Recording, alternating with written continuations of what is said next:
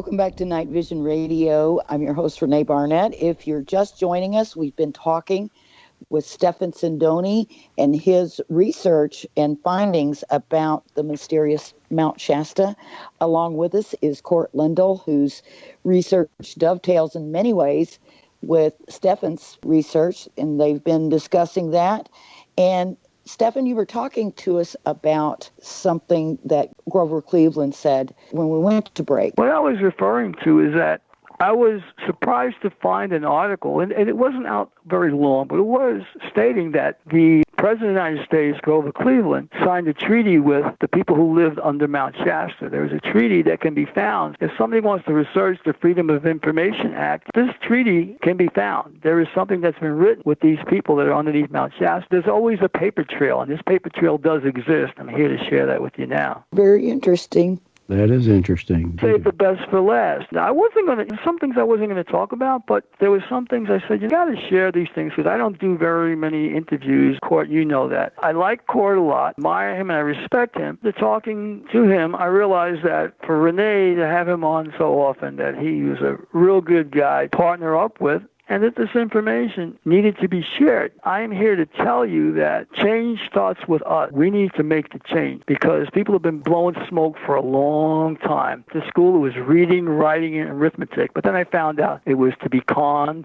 controlled, and it was to be conditioned. And that's the part of it that I did not like, someone to make my mind. I want to make my own mind and make up my own thoughts. In the process, be able to help other people evolve and be better persons. That's just in service to help others. You know, it seems like you always hear stories about the Cascade Mountains. Wasn't it the Cascade Mountains in 1947 when Kenneth Arnold first made that sighting, the pilot Kenneth Arnold, and it was quite amazing. And it's so funny because I should have, but didn't realize until I started looking into your material for the show, realized that, and I don't know why I didn't know that Shasta was part of that same mountain range and how far it extends. And there are some amazing mountains along that range. Mount Rainier itself is quite amazing. I can tell you, the Native Americans have told me, the tall ones who predate them came out from under the bowels of those mountains, especially the deluge when the flood. So a lot of the Native Americans were taken into the inner earth and stayed there until the water subsided. I went down in Mount Adams, and I was in Mount Adams camping, probably about 11 o'clock at night, when tall one just hovered over my tent, and he had to be about 8.5 feet tall. My girlfriend was in the next tent, and she actually saw him, and she almost peed her pants, and she just was frozen, and she was trying to call out to me, but she didn't do it. The figure walked away from my tent, 20 feet down into the field there, and just stood there. She said he just dematerialized. She didn't see him. So she saw me a couple hours later, and she was crying. She said to me, "Did you see him?" "Yeah, I saw him. He was hovering over my tent, and I opened the zipper, and I grabbed the flashlight, but then he walked away." I said, "I thought it was a bear." And then I talked to the owner of the property. He says, "Yeah, the tall ones, they live underneath the mountain here at Mount Adams, and they're known to come on our property." Now, the dogs had heard them and everything, and a lot of people were aware of it. So like 30 of us on the property. And so I realized that these tall ones do still exist, and they come out once in a while. Native Americans have told me, we were in ceremony, something's happening. In 20 minutes, they're there in their car, and they drive up, and they go, "You all right?" And I'm saying, like, how did you know? Native Americans shake the rattle around me. They're there to protect. So there is a connection that I've had with these people, and I love these people because I realize that they are our story. If you look around all the world, and Cort has done this, if you look at all these ancient civilizations and their creation stories and how they got here and other star systems that you see on the History Channel, you see the big picture that we are not alone in this universe. Yeah, definitely. It's funny. No matter how you try to steer your research away, it seems to always come back something like that. You were talking earlier about how we were programmed in school, and I think depending on where you grew up in the world, we're programmed sometimes intentionally and sometimes unintentionally just by our surroundings. And so it's really nice to be able to be one of the ones, such as yourself and Cort, who are able to sort of break out and start and look at things in your own way.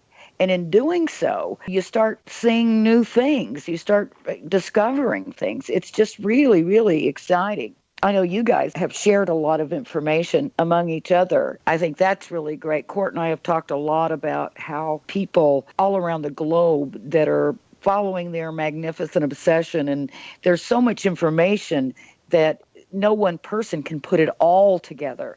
So it's so nice to be able to connect up with people, and someone's got that piece of the puzzle, another person's got that piece of the puzzle.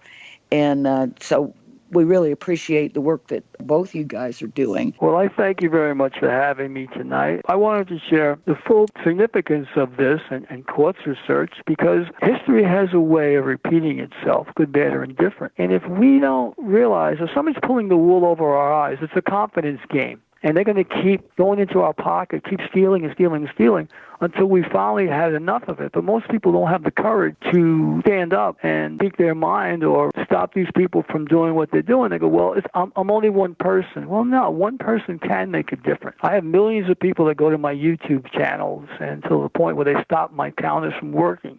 So I proved beyond a shadow of a doubt that one person can make a difference, because we're all connected, Renee. That's why Court reached out to me, and that's why you're on the phone with me. People that are listening will realize, Stefan's right. We all are connected. There are two things that we have to learn. We have to learn how to love one another, and we have to be in fellowship with each other. Those are the two things that are going to get us through, because no matter what happens, nothing is bad. It's just a matter of how we react to it. Is it lemons or is it lemonade? What I've learned in life is to take everything in stride and let the Creator do the work for me. When it's too hard, share the load. It's too much for me. I need some help here. And guess what? You get help. People say, well, if you would have asked me, I would have helped you. So what I'm saying is, when people need information, they'll know where to go to get that source or the sustenance that they need in order for them to grow. And we all want to grow and be better people. I would rather raise the bar. I only get one chance possibly to make a first impression, so I might as well make that count. But the impression I wanted to make tonight is that we all need to trust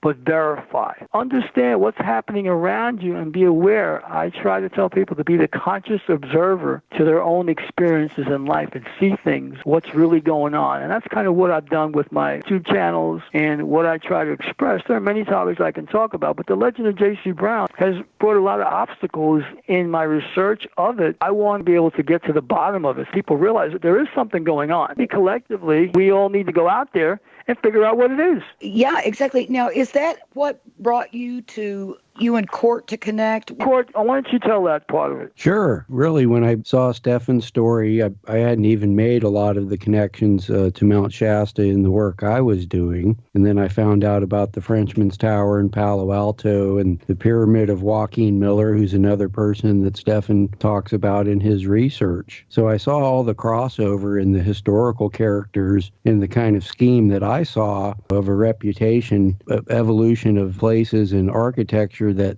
leads to places like Mount Shasta, where this kind of man in the mountain mythology is expressed. And the story of J.C. Brown obviously has lots of elements of that. Remains of people chambered in a mountain, kind of like the central Rosicrucian theme of Christian Rosencrantz entombed in an unknown mountain somewhere. So a lot of kind of story, in addition to, I'm not saying it's not true or there's not anything to it at all, kind of infers that kind of mythology. And from seeing that, in Charlemagne and this whole history from Constantine of missing remains and mysteries being created as to where these are located, all the connections were there in what Stefan was saying. What about the St. Germain connection to Mount Shasta? That's what got me in trouble, the St. Germain Foundation. That's where that whole story all started. That group of people wanted to have me arrested because they were having people going on their property looking for that basalt rock formation. They couldn't stop them, so they figured, well, they got to stop me from talking about it. I talked to members of that organization. They said to me, you could be a member of an organization, just keep your mouth shut. You can't say anything, what you learn here. So there's some secret societies. I said, well, look, information is to be shared with the world. They go, no. They're not ready for this. And then I realized something sinister behind all that, and I couldn't be a part of that, so I didn't want to be a member of all that. That organization is trying to keep a secret of what goes on behind that closure there and behind those gates there. A lot of people now are realizing that secret society